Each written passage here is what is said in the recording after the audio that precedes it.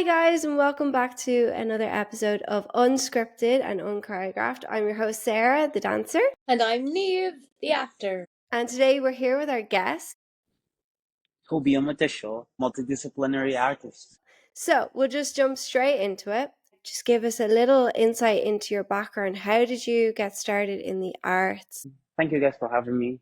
I'm here and wanting to listen to me ramble on about the amazing world of art. I've always had an artistic family. My mom is a singer, my dad is a drummer. We grew up in that Pentecostal church whereby there was just a burst of art that's happening. But we didn't really see it as a way much more than just expressing. It wasn't to get a job from it, to make money from it. It was just a way of life.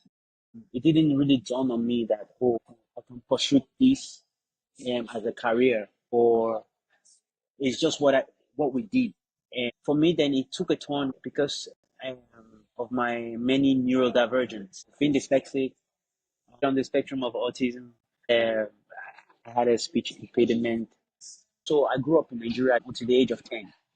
And then we moved here to Ireland. So we did not know what disability is. I did not know that word until I came to the Western Hemisphere. When when somebody is have all of this neurodivergence, we just see them as being different. We don't label them and put them in a box. In my case, that's what my parents did. But then moving here, it was a different space. Thankfully, I had the arts, and it was using the art. It was the way for me to navigate my new space, and they understand me, and they understand my place, and understand how to be a man, and understand how to be, the ethnic minority. The art who held a very massive uh, space for me to find all of that. So that's how I got into it. There is many modes of expression that I touch on, but mostly would be dance and film.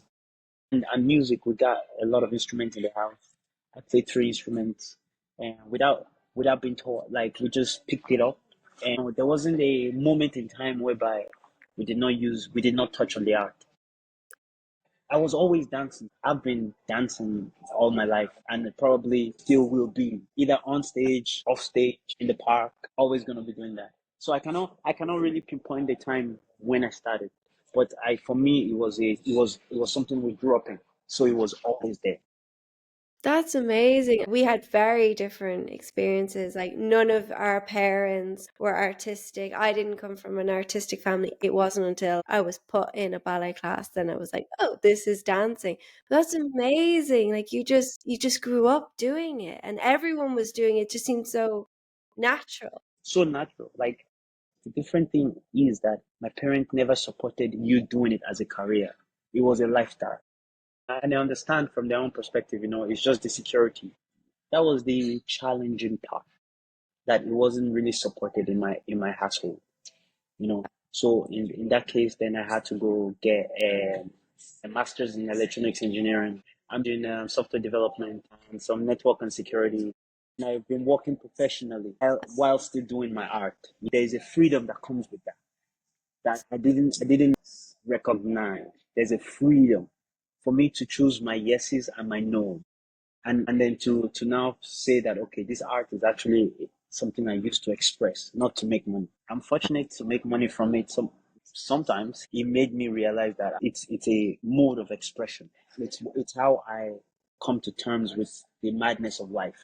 Can you explain a little bit maybe what the transition was like when you came from Nigeria to Ireland, in terms, was like the art was just done in your household, and it was just part of life.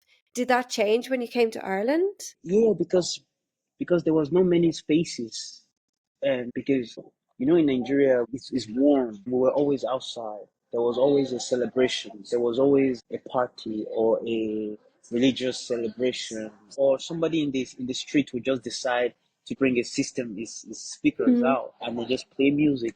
The social situation in Nigeria, because of the president and the government, doesn't give a lot of people anything else, but they need to vent. And in order for them to vent destructively, a lot are choosing to vent creatively. That's a nice way to do it. Yeah, exactly. So they just create him because that's the only thing they can do. 90% or 80% of the population is under 33 years old. Oh, So that's it's, such a young population. yeah, yeah, and there's 250 of us. 250, is 250 that million? million. That's a lot bigger than Ireland. I grew up, my town was 5 million. Oh my God, that's in Ireland. The whole population of Ireland was my town, Yanopaja. That's what I say about the energy. There's just this energy. You can just feel it, you feel it in the air. I'd say it was really jarring when you came to Ireland first because we're very wet and rainy. Everything has to happen inside. Did you like join any like dance schools or clubs, like, or was it mostly being at home and expressing your art there, or were there particular areas you found that you're like, I can express myself? When we came in first, we were like, there's no way, there's not a chance it's this cold. You know the way you go to somewhere hot and you be like, how are people living in this heat? It was just like, oh my God. I can remember we came in January. It was cold, cold. And there was nobody out. It's just that, it gets dark at 4. Everybody is in. Nothing could have got you ready as a kid for that, especially a kid that we were never at home. We were always like outside, in the park, playing soccer, swimming. We were always up. To be confined to 4 walls really did something to us mentally. And then, and we were very active kids. And then that's where the label of ADHD. We could not just sit still in a class because we never sat. Even in school, in Nigeria, we were learning by doing. It was very interactive learning. If we want to learn our maths, we have to go find objects. So we were always moving, and then after a while, we just begin to accept it. But I remember for 5 years, I was telling my parents, when are we going back home? And at that time, my parents were one of the first gen. Well, maybe not first gen, but they were the people that came and sacrificed a lot. So they didn't have that extra cash or that time to be able to search where is a dance class because we never went to dance class in Nigeria.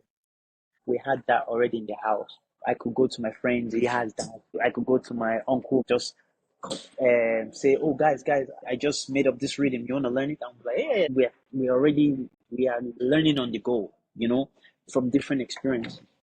It was a really tough time. And and the way we were treated as well, there was just misunderstanding of the new people that were coming into this space, and Ireland is just opening up its borders, and everybody was freaking out. Nobody knew what to do. It was mad in the most chaotic, beautiful, crazy way. And slowly but surely we start finding our tribe. My brother started playing soccer, but I didn't want to play soccer because I think that was kind of expected of me. My dad had this camera and I was always recording myself dancing on it. I was not outspoken because of my space. Didn't When I found dance, all of that changed. And then I saw a movie, and when I watched that movie, You Got Served, straight away I was like, I want to do this. I want to be part of that community. I was looking for a family outside my family, my artistic family. I found it, and I was like, wow. We learned all the choreography of the film, and then we performed it. There was an open stage on Paddy's Day. Me and my friends, we wore our gear, looking cool. We gave them the music, and then we busted out the moves. And then the teacher saw us. At this stage, I was like 16, Okay. 16, 17, and then the teacher was like, come and teach for me. Quickly, I realized that, the more I now went into the hip hop, then I now saw that, I cannot be teaching what I learned of a film to people and saying that's me teaching them and them finding themselves from that artistically. They kind of, so it didn't sit well with me to keep teaching. So I stopped teaching. So I went to New York. I got funded. Then I moved to Waterford for college. And then another lady found me. She wants to start a hip hop school. Would I start it with her? She's seen my work. She's seen me in some local competition. And I just said, I don't know what I'm teaching, and I don't want to lie to people. And I want to know more about this art form before I can start teaching it authentically. And I wanted to set myself apart by teaching it from the authentic. We were going back to New York for 6 years, and we learned to know about the culture and all the other elements of hip hop, which is graffiti, MC, DJ, breakdance, and knowledge of self. So when I learned all of that, then I started teaching, and then I brought that information back. Fast forward, then I wanted to do it professionally. It was okay doing it on a gathering level, but then I now saw the power of it. So now I was among boys and individuals that were addicted to drugs. I used to volunteer for the Gather Division Youth Program. It's difficult to youth in the community. I teach dance. To learn a backflip takes so long. Instead of the time to be hanging out on the street, now they're in the studio trying to learn this move. Before they know it, they're in the studio for like a year, and then all of a sudden, all those behaviors that they used to have kind of subside. I saw the power in this thing, and I said, "Oh, I want to use this as a healing mechanism." Than me saying, "Oh, I want it on stage, I want it on Broadway, I want it on the West End." I wanted to pursue that other aspect of it. What interests me is using the art, that dance, and the elements as a catalyst for change within somebody that is yearning to belong somewhere. Because that's what happened to me, and I found myself, and I'm still finding myself. What you were saying earlier, which I wanted to bring up, probably what a lot of younger artists need to hear is that thing of, I have this other job that I have the security in that allows me to pick the yeses or nos. And I think it's important to say that. I'm so thankful that I took that route. It's only touching on one aspect of what you are. Well, for me, anyways, I'm much more than the dance. I'm much more than me being on stage, and I want to explore more of that. I think when you are performing, there's an aspect to it that is slightly different where it's this presence. It's very pure. It's like raw. It's not fake, if that makes sense to you. And I think sometimes people in the art can kind of get a little bit confused by that because they're like, well, I'm playing a different character, let's say, but there has to be some element of yourself in there, no matter what form it is. I'm glad that you said that and you picked that up. And it's something that it's been hard to keep that authenticity and to keep that rawness. If you could say it to your younger self or advice to someone, how do you keep the rawness? Yeah, it's just not fitting into structures that's not already there, because everybody then start looking the same. I come from a hip hop and street dance background. The one thing that you must be is you. In fact, you get props for being you. There's a there's a lot of mentors in the street dance world, just like in contemporary dance world. Like talking about that they seem to be regurgitating what they've seen before. But in street dance and hip hop world, you can be inspired, but the moment you look like that person, you have almost devalued your own expression, because it's no longer coming from you. Because we want to see you, but we want to see where you've gotten your inspiration from. We can still see where you got the inspiration from, but you're not doing it exactly like who inspired you. It's like referencing the original creator. You are putting your personality and leaving like your mark on it. Exactly.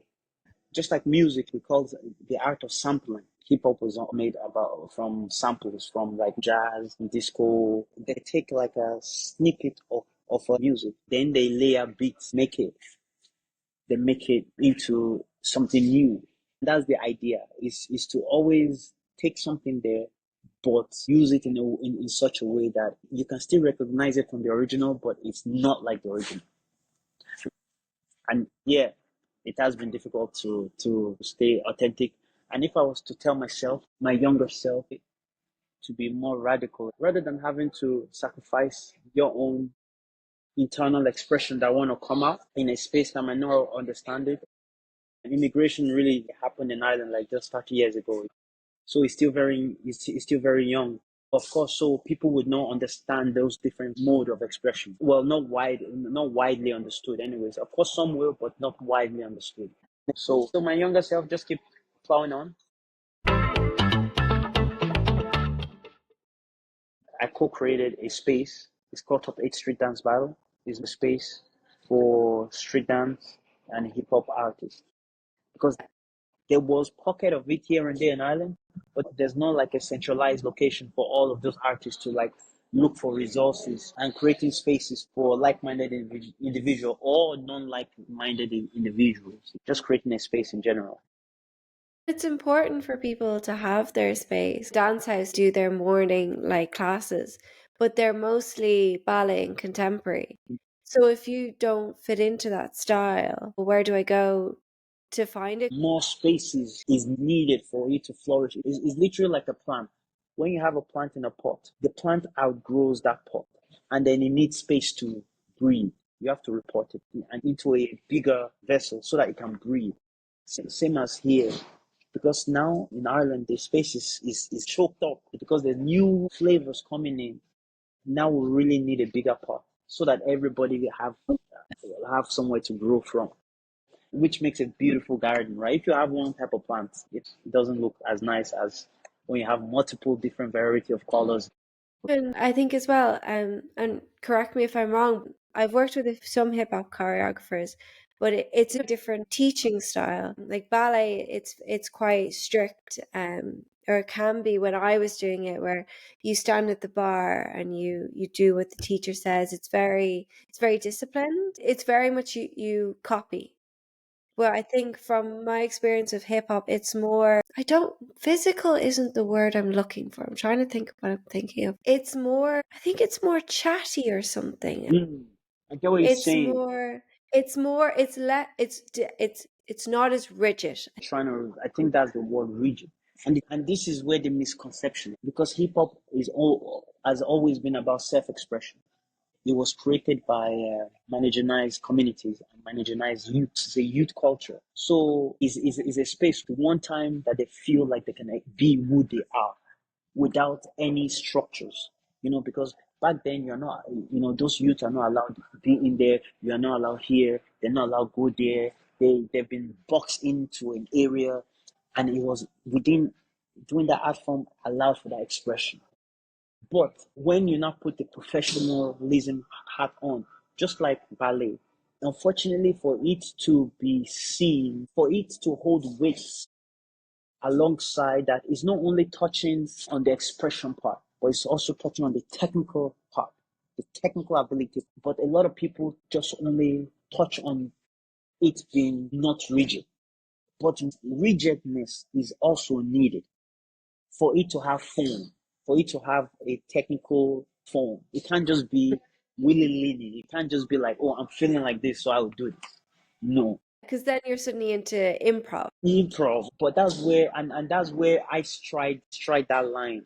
In street dance, there's two styles that I practice: hip hop freestyle and break dancing, breaking.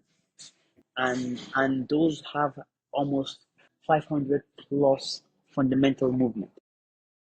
That's a lot. That is a lot of movement. It's a lot because it takes a lot from karate, capoeira, vernacular jazz, African dance, ethnic dance as well. It's so much. It's so much, and those moves are very fixed. They're very um rigid. Like this is how it should be done. But the freedom in street dance is that once you've learned that core specific movement.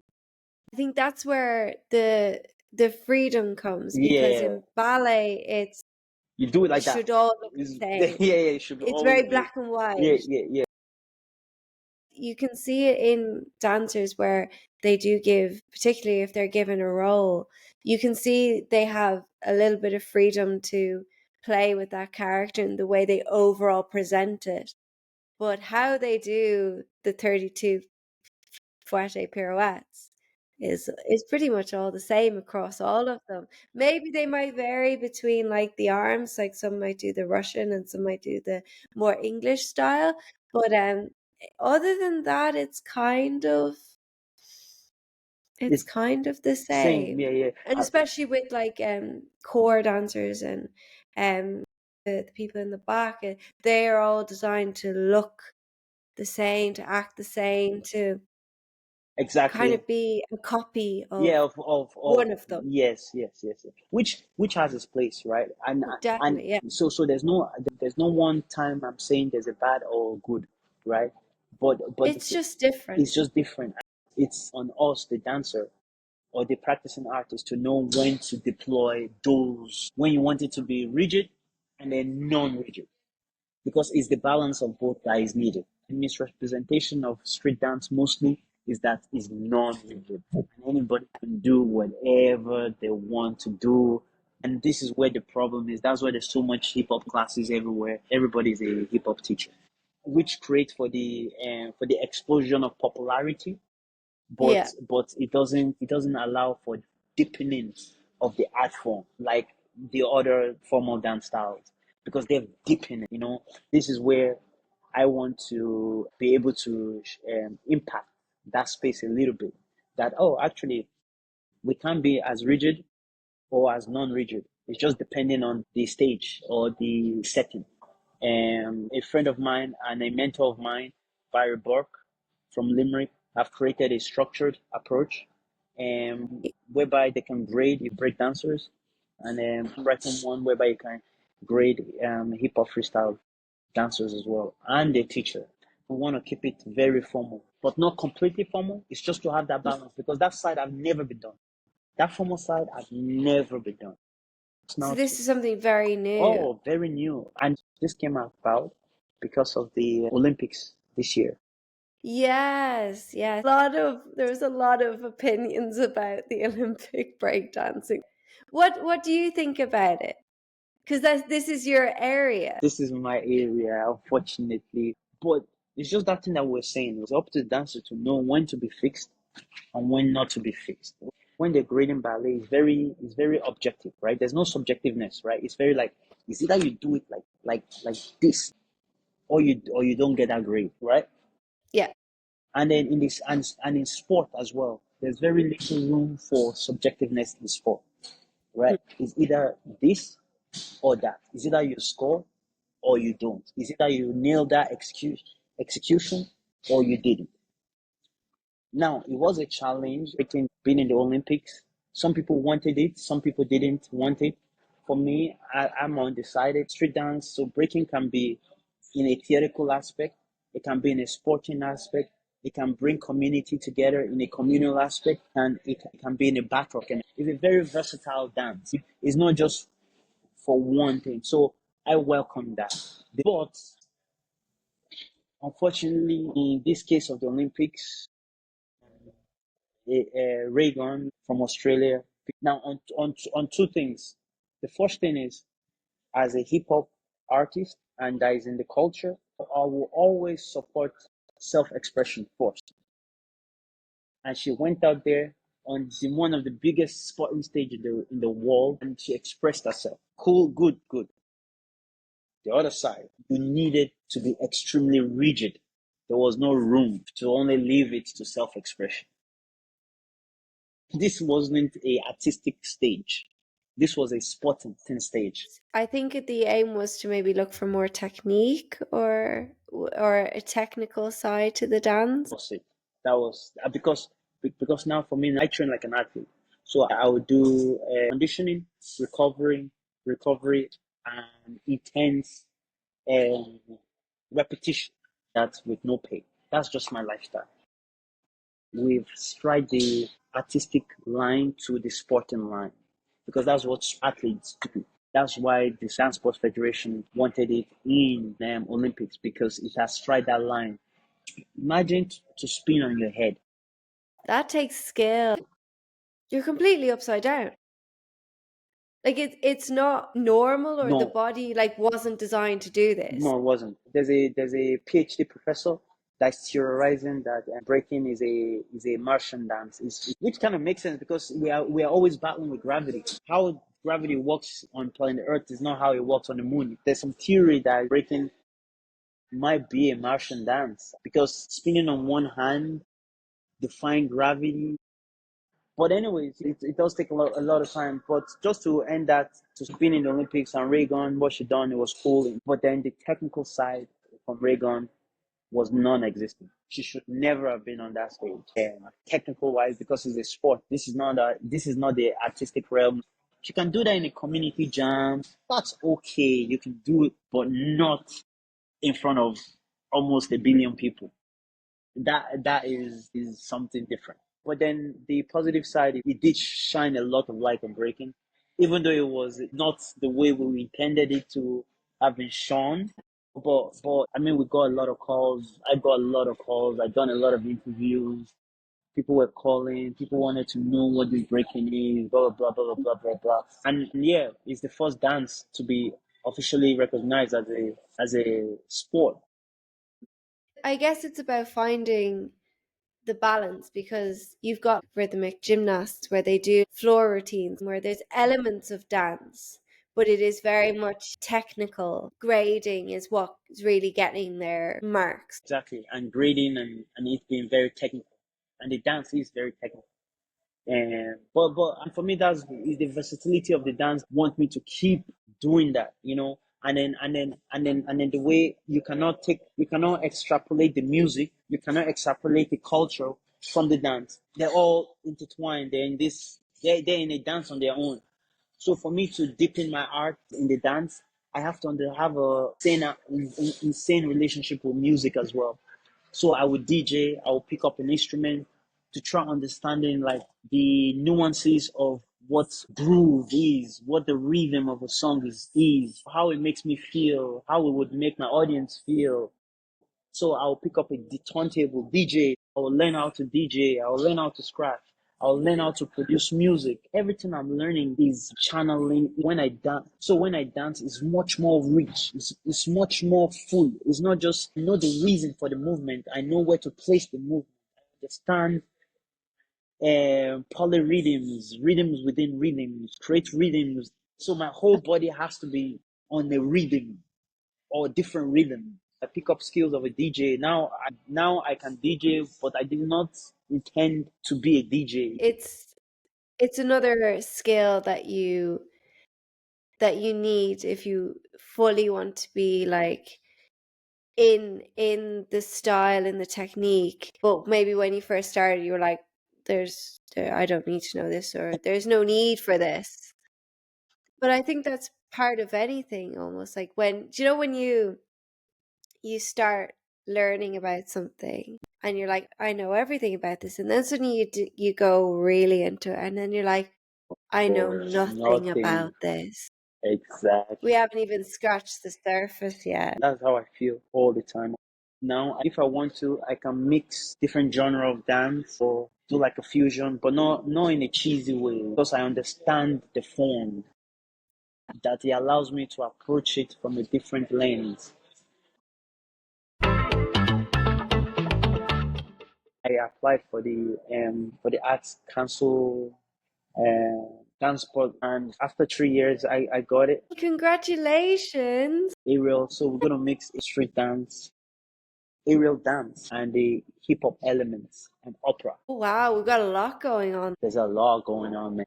Is this going to be a performance? So it's gonna be on the 25th, 26th of January, Okay. 2025 in Limerick. In Irish Christian IACC is the home for aerial dance in Ireland.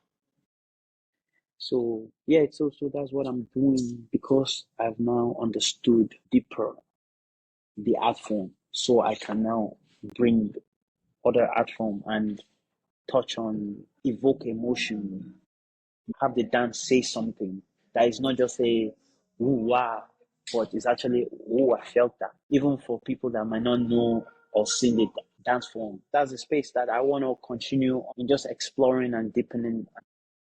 It's happening in other spaces and globally. It's just starting to take off in Ireland.